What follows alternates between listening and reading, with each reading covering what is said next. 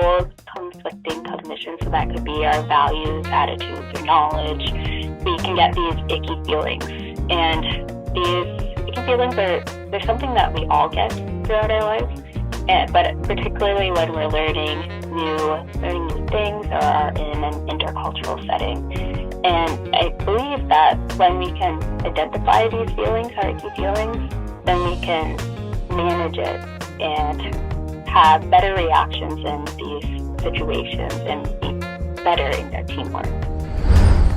Welcome to the Co-Management Commons podcast. My name is Jamie Snook. I am your podcast host, and I have been working in and with Indigenous communities for over 20 years now. I am joined in this podcast by some of the leading practitioners, researchers, elders, and community members from this sector, where we discuss co-management in Canada with Indigenous peoples from coast to coast to coast. Please check out the show notes, where we always share lots of other resources. And in between episodes, your feedback is always encouraged and appreciated. So thank you very much once again, and take care. And I'll just say, well, thank you very much, Andrea, for taking the time to come on the Co-Management Commons podcast. I'm really excited to follow up with you after having met you this year in Calgary, and a big congratulations on finishing your dissertation. I know it's a lot of work, and you definitely made a big contribution with your dissertation. So I'm going to be encouraging everyone to look it up and read it for sure. And hopefully you've been getting some time to recuperate and get some rest. But I always like to ask people in the beginning of these podcasts to share a bit about themselves and introduce themselves in a good way. I know you did a positionality statement, and I like bringing attention to these because in co-management, there's so many different people and walks of life that are often on those boards, and they have to try to reach consensus. And when you're in those meetings, sometimes it's easy to forget we all have different backgrounds and work experiences that have influenced us and so on. So maybe you could share with us who you are. Yeah, thank you, Jamie. It's a pleasure to talk with you about this. So my name's Andrea Hanke. My pronouns are they, them. And I grew up in Ontario, in Southern Ontario. My family, I come from a European settler background. And my dad was a labor worker for the city. He plowed snow and hauls gravel, that kind of stuff. And my mom worked for a lawyer as a secretary or legal clerk. So they both, my mom did a year in college, but my dad didn't do any college. And then my sister was the first one to go to university, started breaking that out. And then I'm the first one in my family to do anything beyond that. The grad school thing was completely new. My mom sometimes gets that asked, like, how did your kid get into this? We don't know. We just followed a passion, I guess.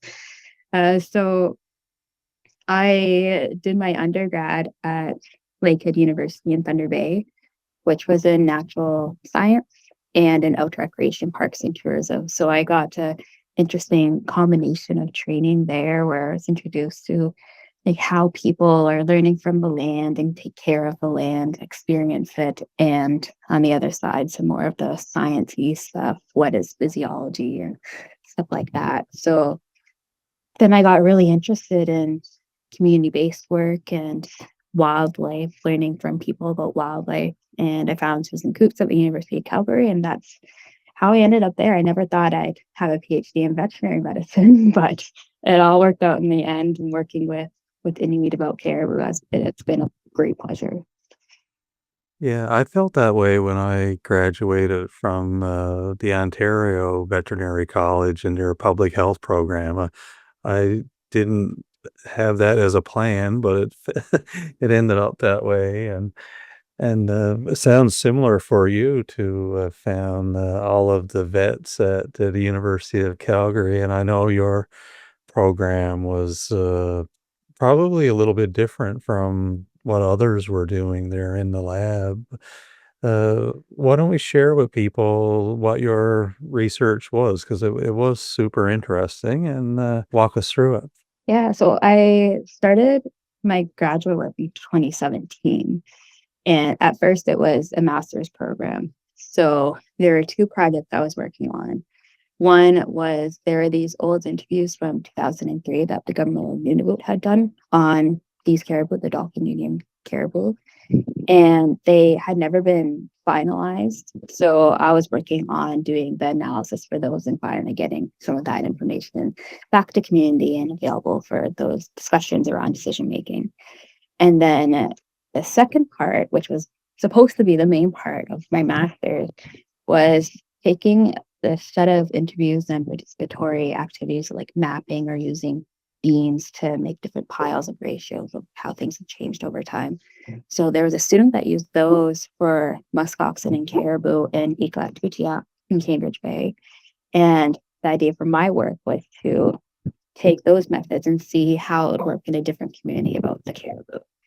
Now, it grew a lot from there.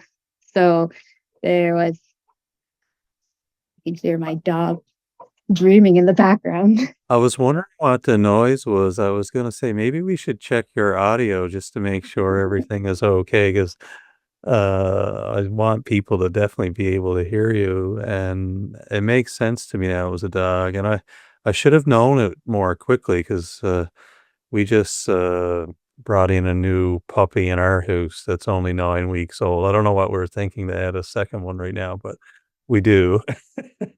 Yeah, that was her dreaming barks.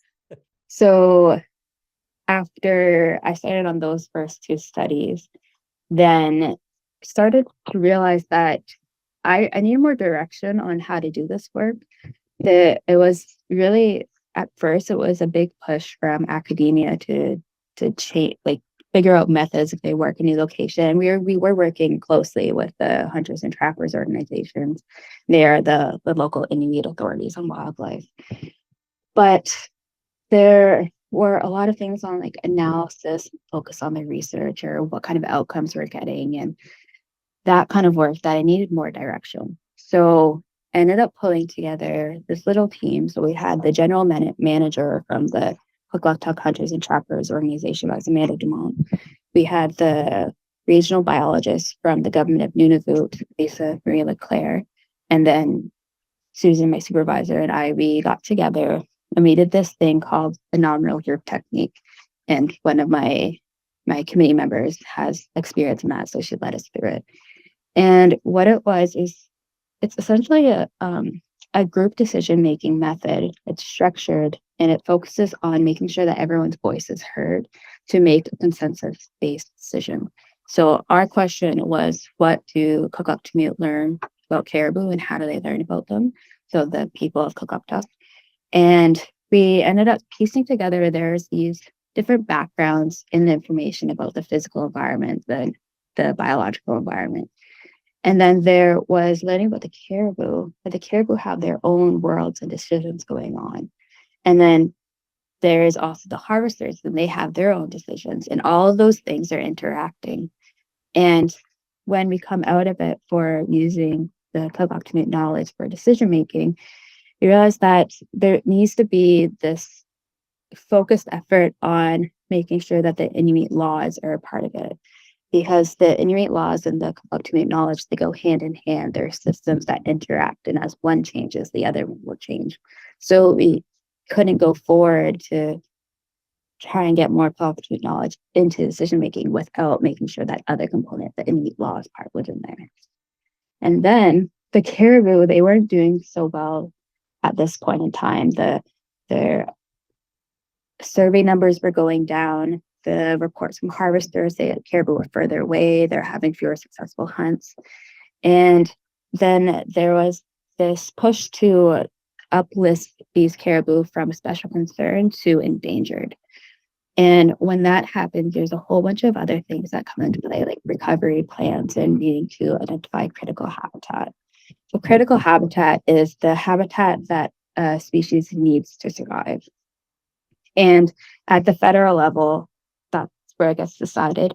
But they have policies that mandate Inuit knowledge, traditional knowledge needs to be considered alongside any other information to identify critical habitat or to make these recovery plans. But that takes time, having the information there, making the decisions. It's supposed to go on this quick process, but working with people, it takes time. So they were trying to jump ahead of the ball. The Environment Climate Change Canada contacted us to see if we could do some work looking at habitat or what these caribou need so that that Inuit knowledge is available if they have to go forward to identify critical habitat. So I took that question around critical habitat and broadened it a bit more, just looking at what do these caribou need to be well. It could be the land, could be wind, shadows, something they eat, anything broad like that. And then I did these series of interviews with elders about this.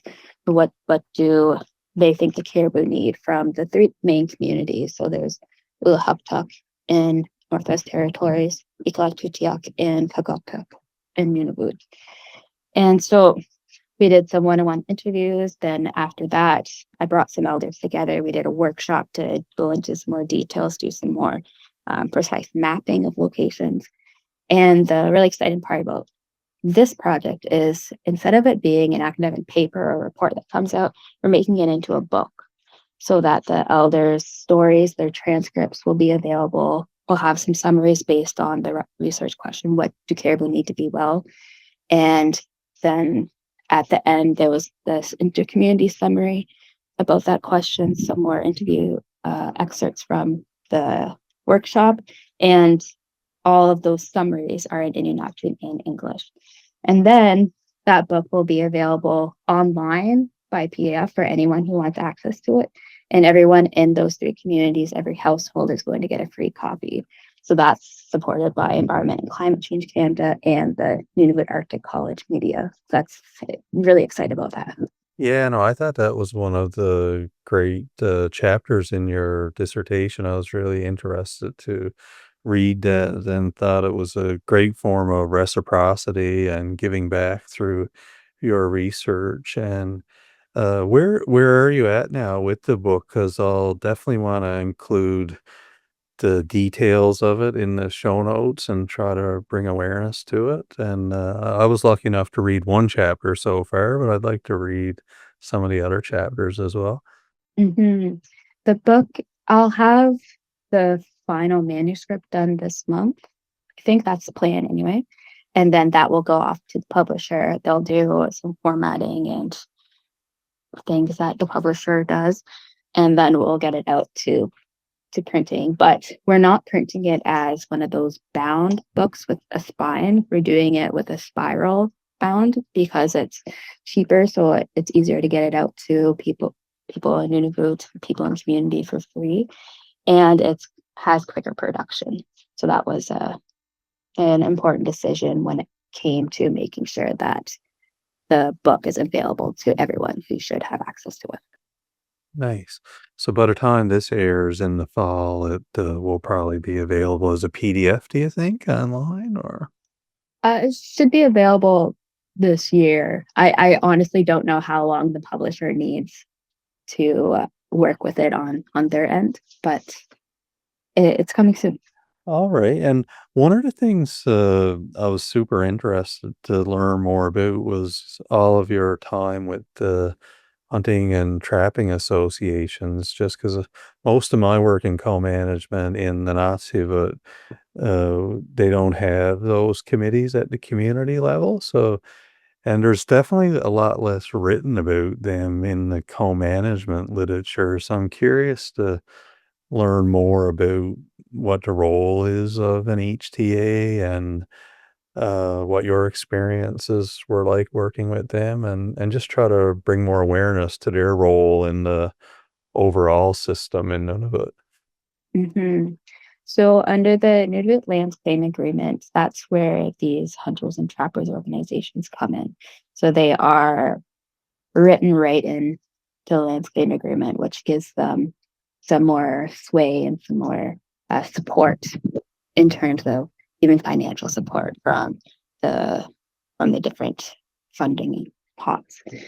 But so their role is to represent their community on wildlife issues, and they have direct input into any total allowable harvest that go in, so any restrictions on harvest at the community level, and are really big players when it comes to any kind of wildlife research going on or any decisions that are being made.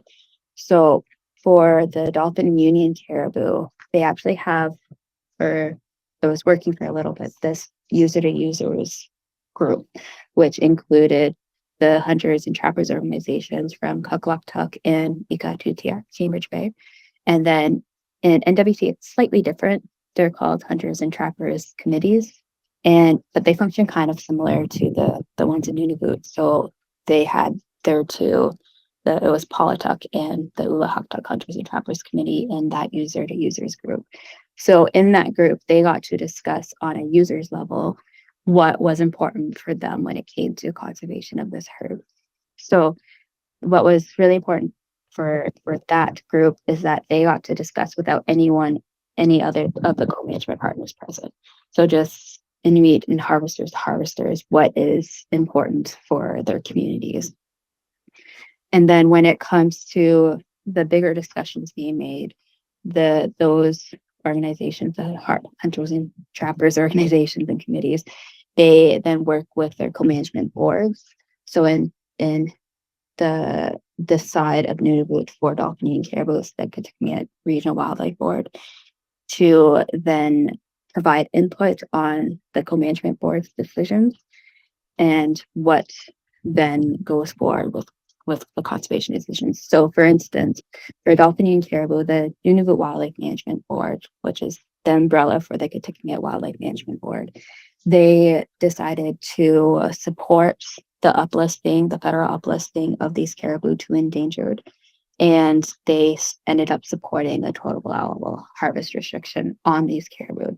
And the neat thing about the work that I've done with everyone for Dolphin and Caribou is that the hunters and trappers organizations invited me to present at different meetings that generally researchers aren't there for. And so did the government of Nunavut people when they were changing up their survey methods. They invited us to present. And we got some more of this Inuit knowledge at the table in the front of the minds and was included in those decisions that were made for the caribou. So it's this partnership for the research I've done, it's this partnership with these different organizations, particularly the hunters and trappers organizations, to try and provide more capacity for them to focus on their community priorities rather than always having to provide their communities information on the herd. So they're very similar, the priorities versus the information on the caribou, but it can take up a lot of time in meetings to do both. So when you really want to make sure that your community is taken care of, you should be able to focus on your priorities. So that was the support that this research was able to provide to everyone that was involved in the co-management. Yeah, no, excellent. And I was curious to ask too, when the Nunavut Wildlife Management Board supported the uplisting and total allowable harvest, was that also supported at the user to user level in the community meetings? Was it a consensus all the way through? At first, it wasn't. Back in the first recommendation to go up to endangered first came out from COSEVIC, so at the federal level in 2017 at the end of the year, but there's a lot of other information coming up at the same time. So it seemed like there's a bit of miscommunication on which organization was reporting what and who was recommending the uplisting to endangered. And at that point, there was also very little documented Inuit knowledge from the different communities. So there was a lot on Cambridge Bay at the time from someone else in my lab who was working with them. And then there was a little bit less from the other communities. So people were concerned that not having enough, per se, information from the other communities available for those decisions made the decisions not sturdy enough to be making this big decision of uplisting to endangered. So with the work that I did for the next few years and people talking, and when I was able to present at these different meetings, gave people a little bit different focus when they were there. And I think I saw a little bit of improvement in relationships or tensions that were going on over those years. And then I think, got to the point where everyone is recognizing that these caribou are declining. And so the endangered status seems to be more accepted throughout the different communities and at the user level. When it comes to the total allowable harvest, that's a little bit of a different situation because communities, they need to provide for their families, and it's so hard when they can't harvest caribou. Now, there's not a lot of dolphin eating caribou around in the first place. That makes it really hard for Cambridge Bay, for instance, to harvest enough caribou. Because for Cambridge Bay, you're looking at muskoxen, who also aren't doing that well, dolphin eating caribou on the island, but then some of the neighboring mainland caribou herds also not doing the greatest. And then for Pukluktuk, you get a few more caribou herds around, so there's some offset that can be happened. The muskoxen are doing a little bit better over there, so that makes it a little easier to make offsets for harvesting fewer caribou. But it's a very difficult situation when you're faced with how do I provide for my family? So is everyone in agreement about it? I don't know, but at the end of the day, the Inuit Wildlife Management Board, they ended up supporting the total allowable harvest, and they have done a really good job at making sure that the Inuit knowledge is present and focused during their decision making. Nice. Yeah, no, it's no doubt it's a difficult decision, and we hear a lot of those exact same debates and tensions with caribou in Labrador, like the George River caribou herd and Torngat Mountains caribou herd, Mealy Mountain caribou herd. A lot of the debates and challenges sound very similar. And when I first learned about your work and what you were doing in your PhD, I was really impressed with the stuff that you were doing as well to mobilize knowledge. And one of the things I found, I guess, was a video that you put together explaining icky feelings. So I just wanted to listen to that here and share it with people on the podcast because I thought it was very insightful and a good thing for people to get their minds around as well if they're going to be going to the north or somewhere foreign from their own culture, really, to do research. I think it was really insightful. So let's listen to that video.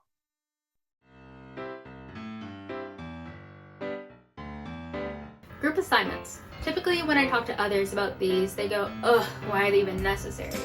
But group assignments teach us how to work together and navigate our differences.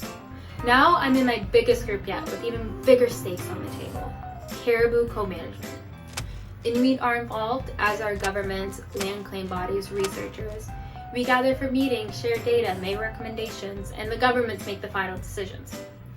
Even more, there are legal mandates to equitably consider Indigenous and Western knowledge. These knowledges are composed of information and guidelines for how we interact, both which are necessary to include. This is one complex group assignment, so how can we navigate it? One approach is to look at the structures in our society and just ask questions. Our current society is based on white supremacy, which, perhaps subconsciously, teaches us that the standard default is white, heterosexual, cisgender men. This is upheld by various structures that we see in action every day, permeating it into our lives. For instance, most of our school subjects are rooted in European or Western philosophy. This then leads to the privileging of these ways of knowing over others, like Indigenous knowledges, because it's what we tend to know best. Uncovering what we know, what we don't know, and how we know is crucial to working well together. But these topics are complicated, and because we're alive, we make mistakes. When we make mistakes, especially when we're really trying, it can hurt. We can get defensive or try and reason it away. These icky feelings come up when we realize what we've learned does not actually match with what else is out there. Perhaps that even started when I talked about white supremacy. It's that deeply uncomfortable pain, like you've been deceived your whole life, because in a way, we have. There's an important lesson here. We must treat these icky feelings like emotions. Sit with them, learn how to address them, and then act. This is what I do in my research. I talk with Inuit harvesters about caribou and create collective accounts of that caribou information. In the interviews, my icky feelings help me identify the spots where I have a lot more to learn and reflect on. This has helped me articulate key information about how harvesters learn about caribou, including thinking about where are they located, how are they traveling, what season is it. These aspects impact many different things, like reports on caribou health. Sitting in our ickiness, our messiness, helps us be better team members. It creates greater capacity to address all sorts of really difficult problems, like caribou declines.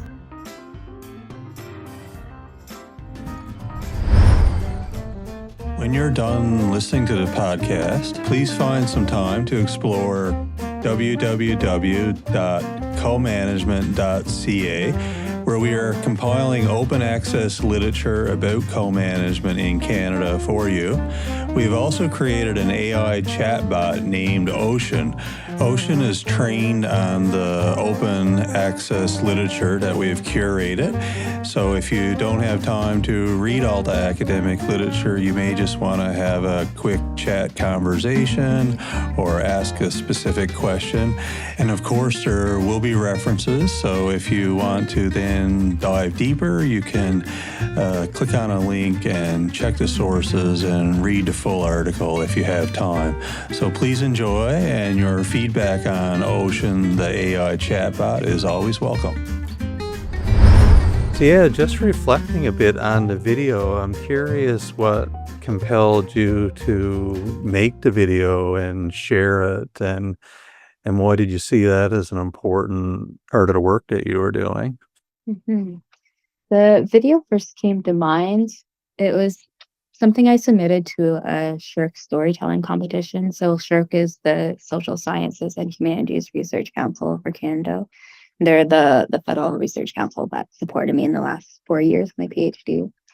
And so every year they hold this competition for any SSHRC-funded projects as an opportunity to show Canadians how social science and humanities research is affecting our lives, the world, and the future, hopefully for the better. And so my goal for the video was to share what I was doing with the broader public, the communities and the co-management partners. And I learned some of the tools that I was using in my research, and especially around this theory of cognitive dissonance. And this theory, I didn't use that term in the video, but this theory explains how when we hold conflicting cognition, so that could be our values, attitudes, or knowledge, we can get these icky feelings.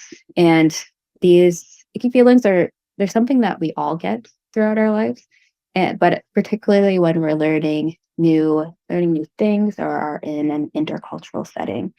And I believe that when we can identify these feelings, our icky feelings, then we can manage it and have better reactions in these situations and be better in their teamwork. And did you, like, by doing the video, did you feel like it helped you then yourself doing the work going forward, or was it more wanting to help people that come after you now do that work, or a bit of both maybe? Yeah, I think it was a bit of both. Being able to put the words and the explanation behind this theory and how I was using it was helpful for me, but also identifying this theory as a tool for anyone moving forward, and could be in a co-management setting or any kind of intercultural setting. This is actually, I did a lesson around this with the vet students at University of Calgary, they do this rotation every year where a small group of them go up to the Sawtree region in Northwest Territories to provide veterinary care to a few of the communities who don't have access to it in the communities. And these students that often are from the South, they don't have experience being up north or working in a community setting like this. So I introduced this theory to help them understand where they might start to feel uncomfortable or like what it might be coming from, and to reflect on it and help them learn throughout their rotation process as part of their schooling. So that had been a nice part of my work, and on a bit more on the veterinary education side, but I think it really does work for anyone who wants to learn and work in these different environments. One of the things that I was really interested in too when I first heard from you on your work was the whole idea of One Health. And I know most of the literature out there on co-management has been done in fields like environmental science, geography, planning, some law, but mostly in the environmental side, I would say. And so I've always wondered why more people weren't focusing on human health. But I'm curious if we could explain for people what the One Health discipline is, because it's connected with human health, but it is different and it's its own methodology, I guess, or community of people. So it'd be really interesting to share more about the theory of One Health. Mhm. One Health, it's a collaborative, multi-sectorial, transdisciplinary approach. So it's a people working from different disciplines in academia, different industries, academia, governments, coming together to achieve or try to achieve optimal health outcomes for people, animals, ecosystems. And it's founded on the understanding that the people, the animals, the plants, ecosystems, they're all interconnected.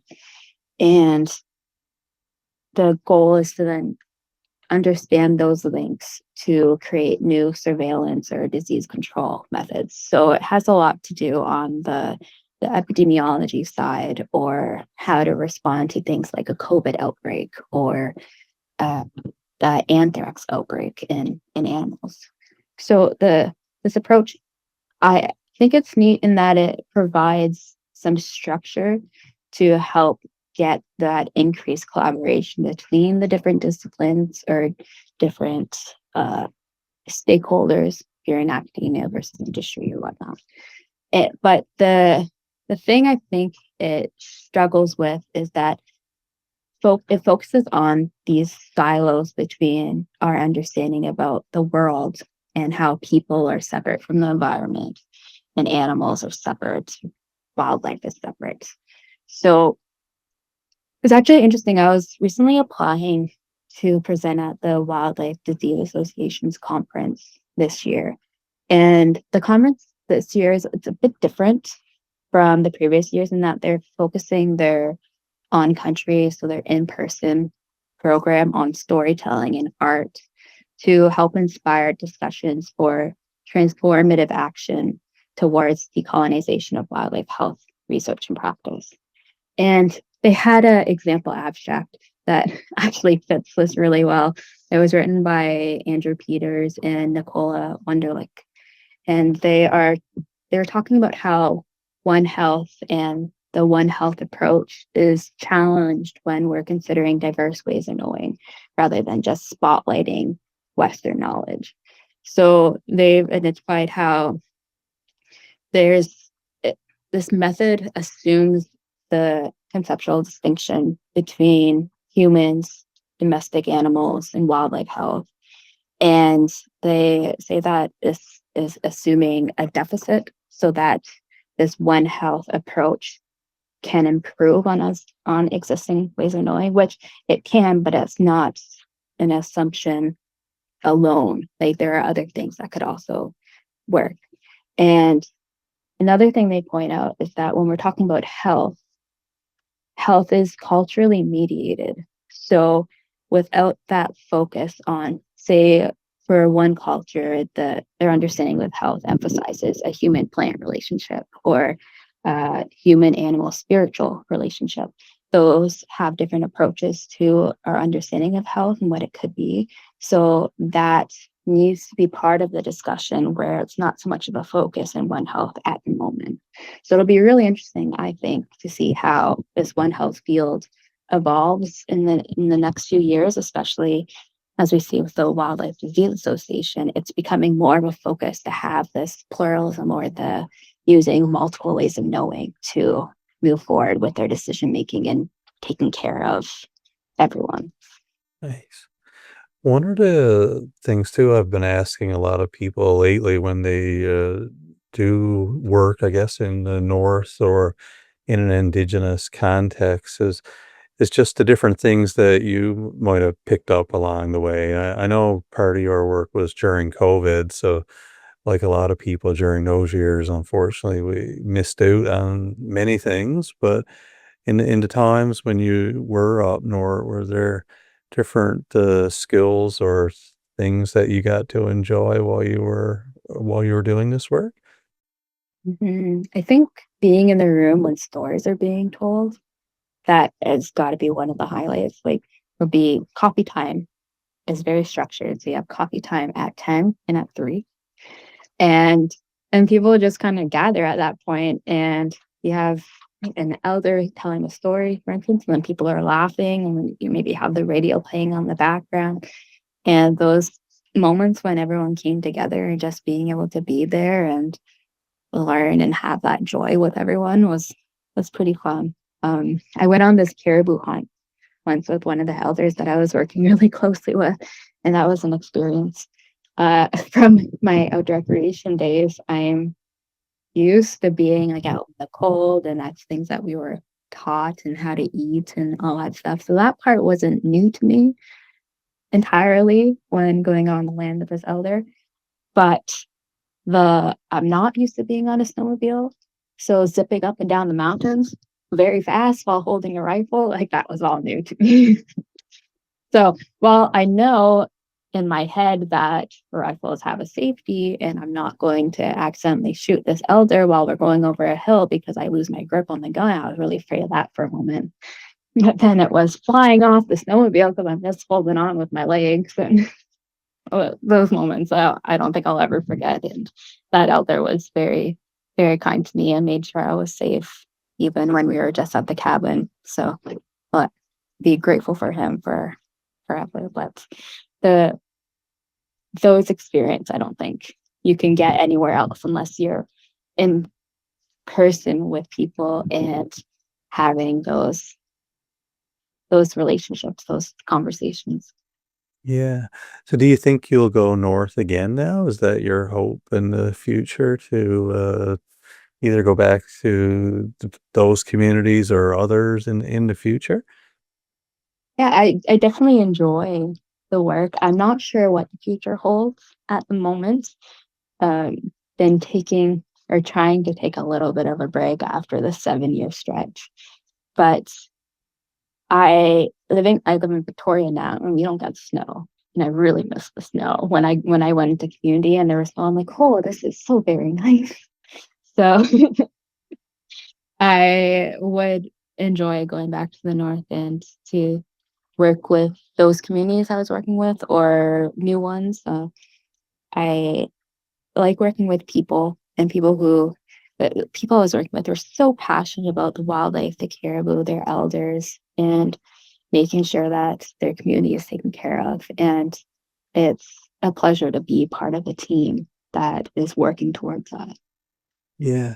And one of the things too sometimes don't get as talked about as much, but I'd be really curious to learn more about your supervisor, Dr. Susan Coots. And I know she had worked in that region for a long time and still does work there.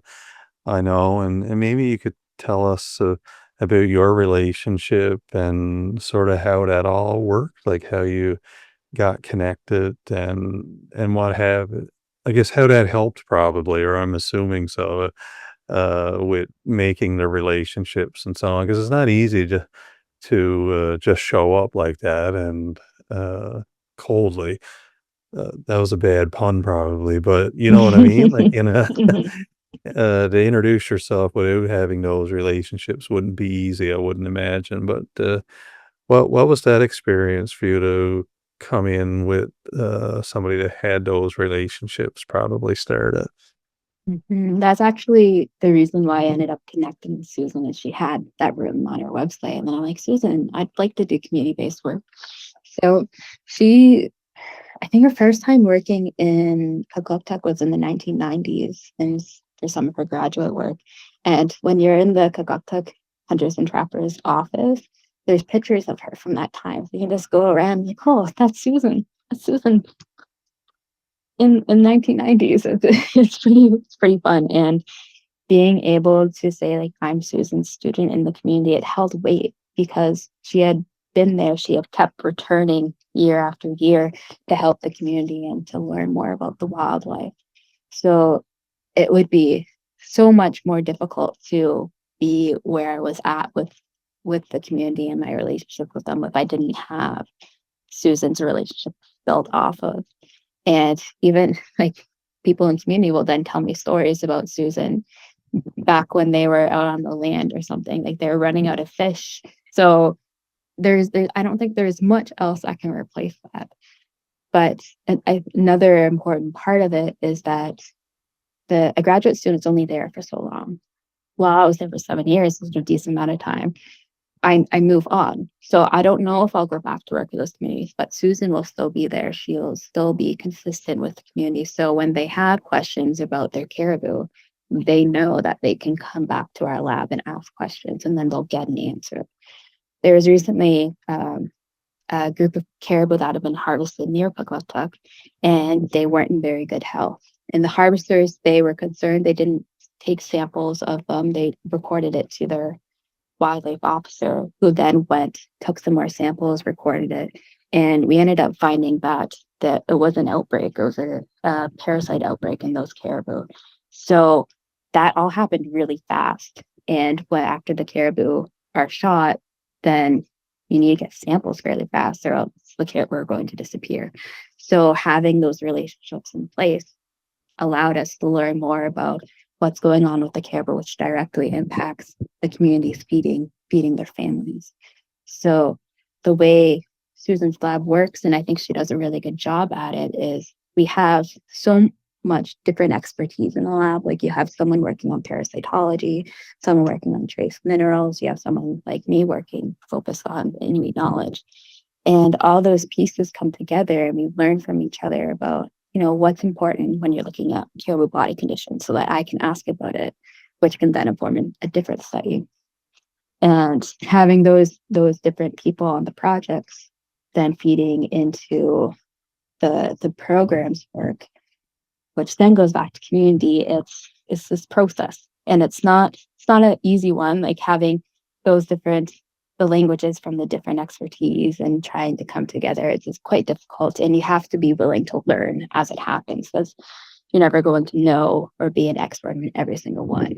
So that's something that I think Susan does really well as our leader, and making sure that we are responding to community, reporting to community, and aren't doing things completely separate. That at the end of the day, our research matters to community, so we have to tell them what's going on in a way that community understands, in the way that the policymakers or the decision makers understand. So yeah, I think Susan's doing a great job with her lab. I do recommend her. Yeah, we haven't talked too much in this conversation about the different diseases that caribou may have. Like, I think that would be really insightful if you would share a little bit with us the types of things that caribou can have, and how that potentially could obviously impact human health. Like, what sort of things did you come across there in that work? Yeah, one of the really important ones is called brucellosis. And so caribou can get this, muskox can get this, but when a human then eats raw caribou meat that's infected with brucellosis, we can get it too.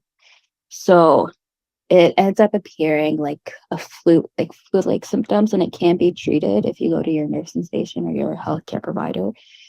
But it's recognizing that you have that and it can get treated. So some of the ways that we see brucellosis is in swollen leg joints. Sometimes it looks like their leg joints like a ball, or it could be swollen testicles or some other things going on in the body. But what we're finding is that the caribou don't always have these things that you can see for brucellosis. There's other things going on too. So that's something that our lab is looking more into and is working closely with community to make sure that they can stay healthy and be confident in their caribou harvesting.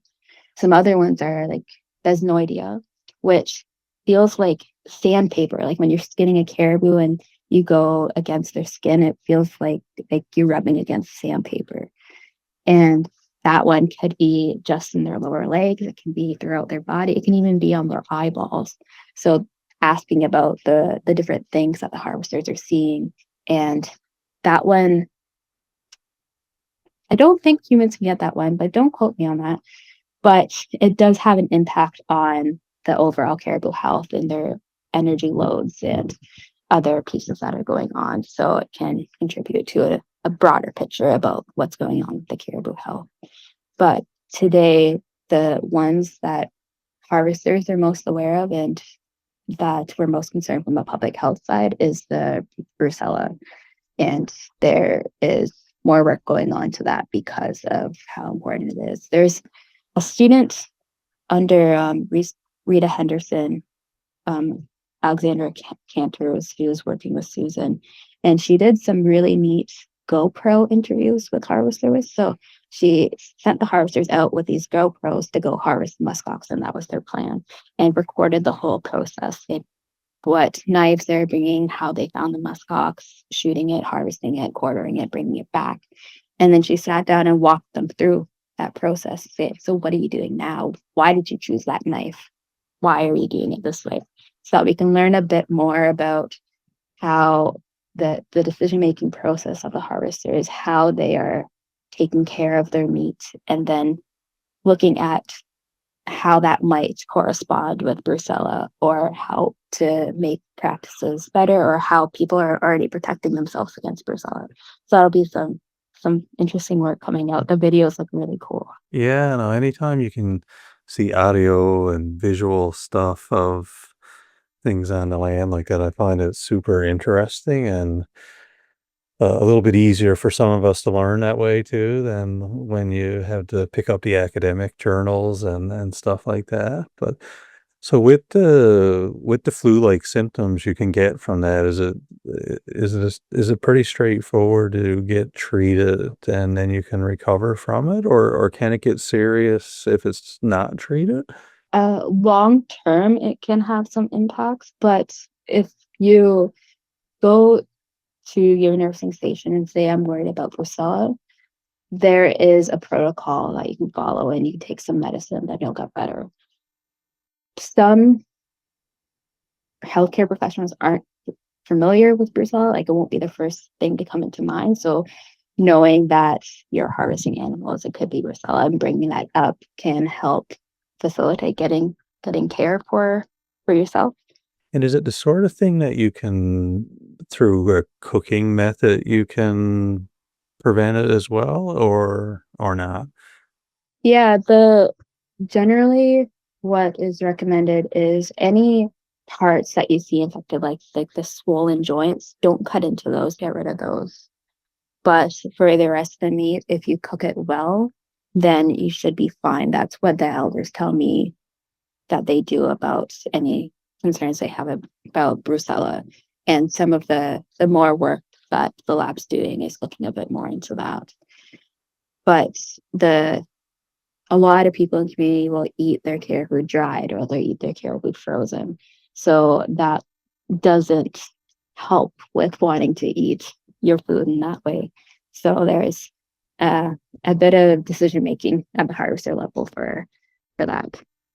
Yeah, well, let's hope things start to pick up and get better in the years ahead.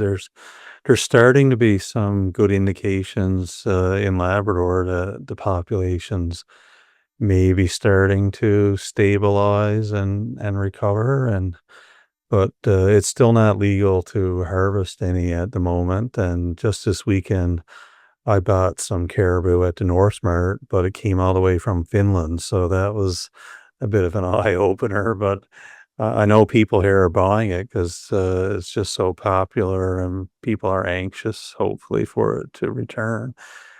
But I'll just say thanks again for taking the time to explain about your work, and I'm certainly going to do the best that I can to get information out there about your theses and the different publications that you wrote along the way. So congratulations with all of those. That always makes it easier to get a pass, I would assume, when everything's already peer reviewed and out there in the literature. So obviously you did really great work on that. And I don't know if you had anything else you wanted to share or not today. Well, for the papers that are published, they are open access, and make sure to have that so anyone should be able to access them, regardless of if you have a subscription, which can be annoying, especially in a co-management focused thing. For the caribou in that region, so the Dolphin Union, the Blue Nosies, the Bathurst, there are indications too that they might be starting to improve or recover. So that's also exciting, seeing better body conditions and changes in pregnancy or brucella levels.